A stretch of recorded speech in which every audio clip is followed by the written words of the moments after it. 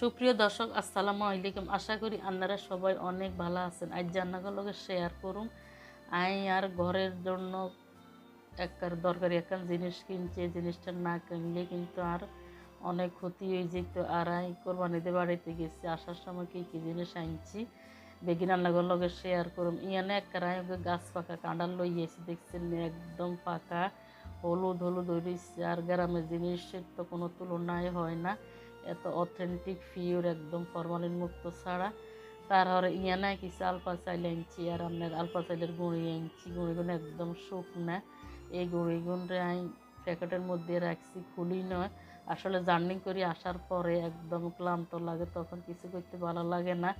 এর হওয়ার ভিডিওটা করছি। আর এখানে কয় কেজি আলপা চাইল আনছি, এইগুলো অনেক সময় সিন্নি অথবা পায়েস রান্ধি খাইতে আর ভিডিও বানাইতে পারো গুঁড়ি চুড়ে। আর এদিকে আনছি ডেউয়া আনারা চিনিন কিনে আমি গাড়িতে নামার হরে 3-4 গাড়ি বানাই খাইয়ে লাইছি।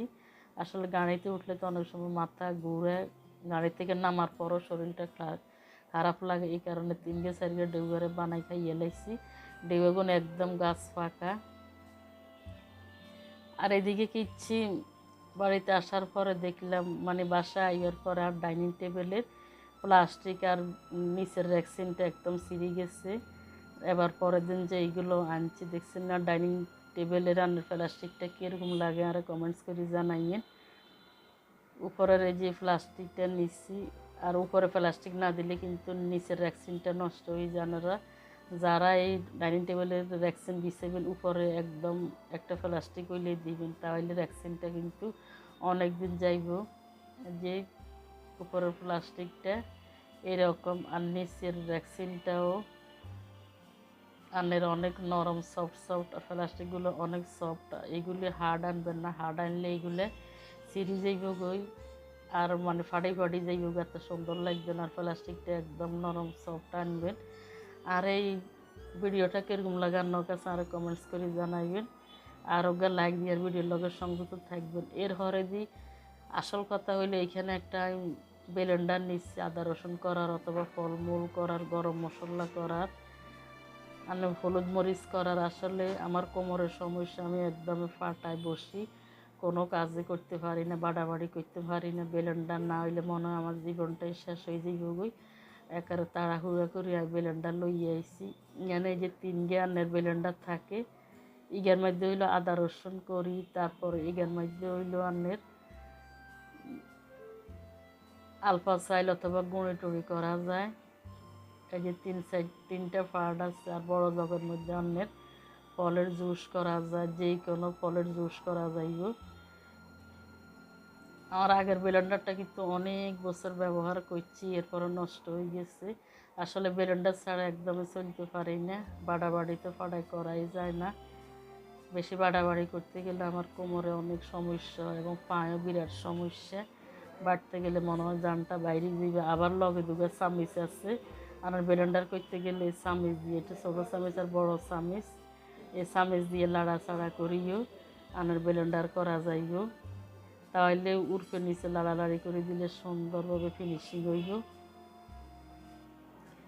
কাদের আর এই ব্লেন্ডারকে পছন্দ হয়েছে আর অবশ্যই কমেন্টস করে জানাইবেন। আর ভালো লাগলে ওকে সাবস্ক্রাইব করে পাশে থাকে অল বাটনে প্রেস করে রাখবেন।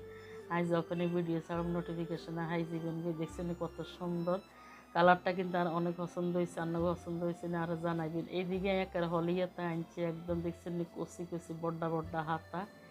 এই হলিয়াতাগুলো গরুর গোস্ত খাইতে খাইতে মানে একদম বিরক্ত হয়ে গেছে। আবার এইদিকে আনছি আন্নের কর্মচা ফল, আবার এইদিকে আনছে আদামনি।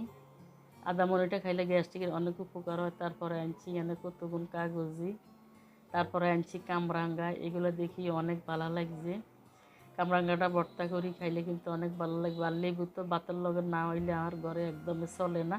আমার ছেলে মেয়েরা আর আমার কাছেও অনেক কাগজিটা বাদ দিয়ে খাইতে অনেক ভালো লাগে। আর গরমের দিনে একটু রসা রসা করি খাইলেও, মানে শরবত বানাই খাইলে অনেক ভালো লাগে।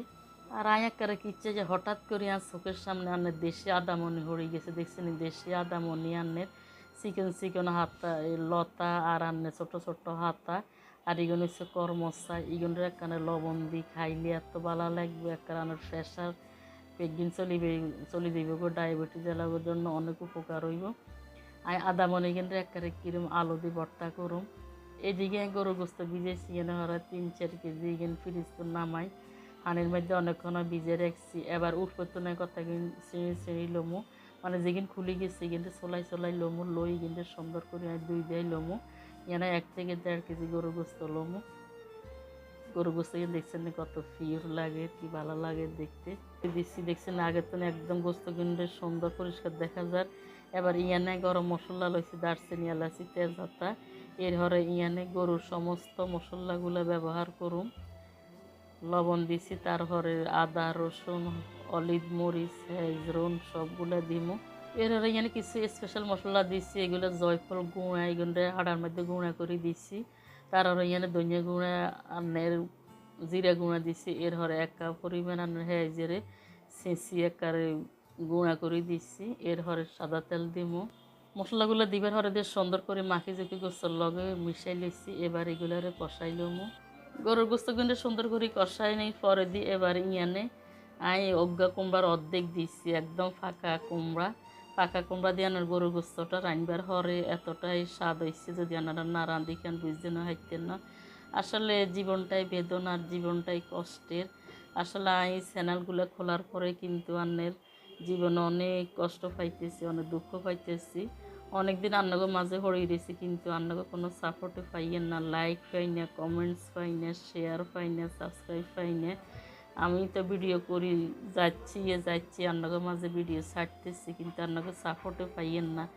আপনারা যদি আরও সাপোর্ট না করেন আর ভিডিওগুলো বড় হইতো না, চ্যানেলটা বড় হইতো না, আমার কষ্টটা পোষণ হইতো না।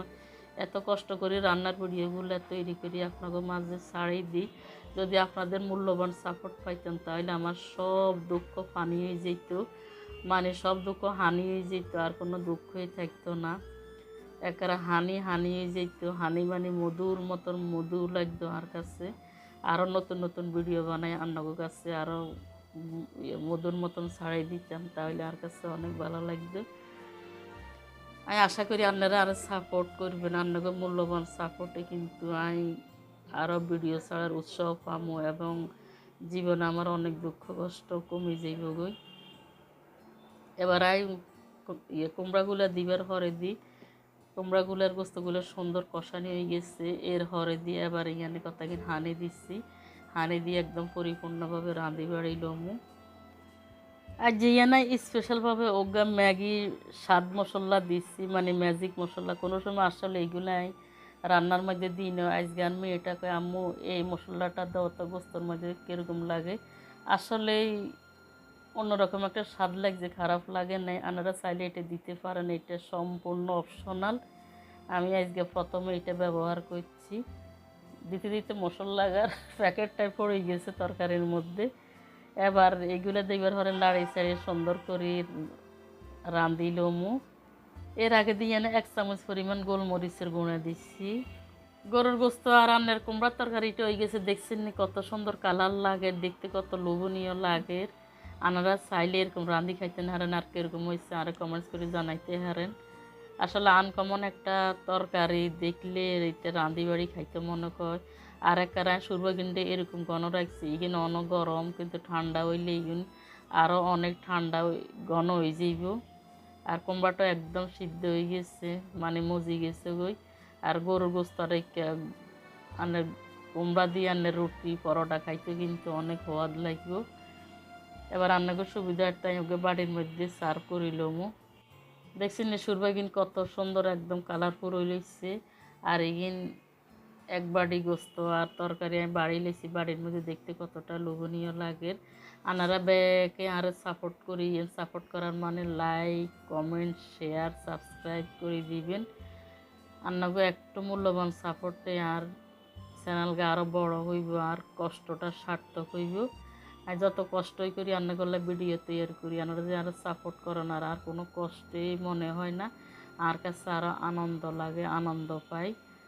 সবাই ভালো থাকবেন, দেখা হইব রান্নাগুলোকে নতুন কোনো রেসিপি নিয়ে।